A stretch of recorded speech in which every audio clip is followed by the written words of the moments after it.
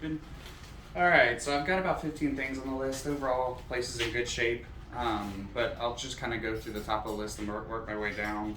On the roof, roof looks good. It just looks like there was a couple things that weren't finished yet. There was some ridge cap missing above the garage, and then the off-ridge vent was still missing up on the second floor. I believe they're installing that now, so should be able to get that taken care of. I did note right by the off-ridge vent, there's a hole in the roof decking, and it looks like there's probably a plumbing vent that they originally were going to put in one location and decided to move it to a different location. So there's kind of an existing hole there. So I would recommend patching that, just to kind of so no moisture can get in there. That's up on the second floor, right by the off-ridge vent. I noted just some construction debris on the roof that they'll need to remove at some point. On the outside, and I can kind of show you here on these walls. So this is the zip wall system. It's kind of a 2-in-1 wall sheathing and like house wrap, like moisture intrusion. So, but you can see when the framers go to nail these, a lot of the nails end up being over or under driven. So like the under driven nails, you can see here, it kind of exposes some of the inside of the wood, and that can be these can all be little spots for moisture intrusion.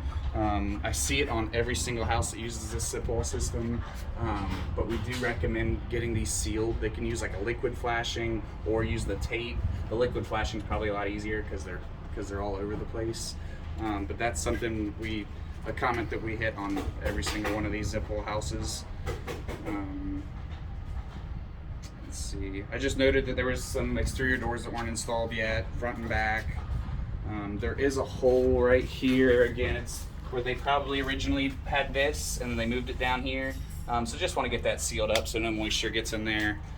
I also noted, and again, this is something we find on almost every house, but we do recommend putting this tape down here at the bottom edge, because at the bottom side of this board, it's kind of just raw. It doesn't have the green waterproofing.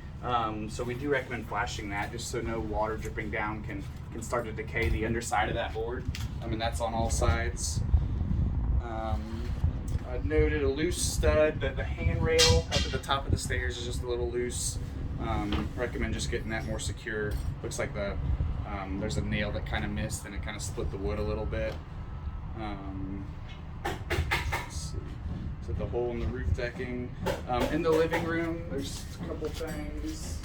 You can see you got this supply line for the air conditioning, and it just looks like right in this area it's being pinched between a lot. You've got plumbing lines, you've got the trusses. It does look like it's being pinched pretty good there, and that is one of the main supplies for the living room. So I would try to open that up a little bit, just so you don't have restricted airflow here in the living room. And same thing with this exhaust vent from the bathroom.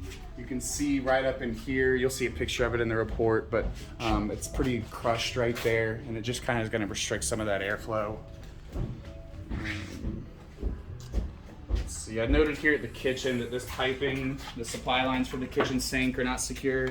It should be attached here to this little metal plate. And you can see it's just very loose. Okay. So we'll just need to secure that. And that's really about it.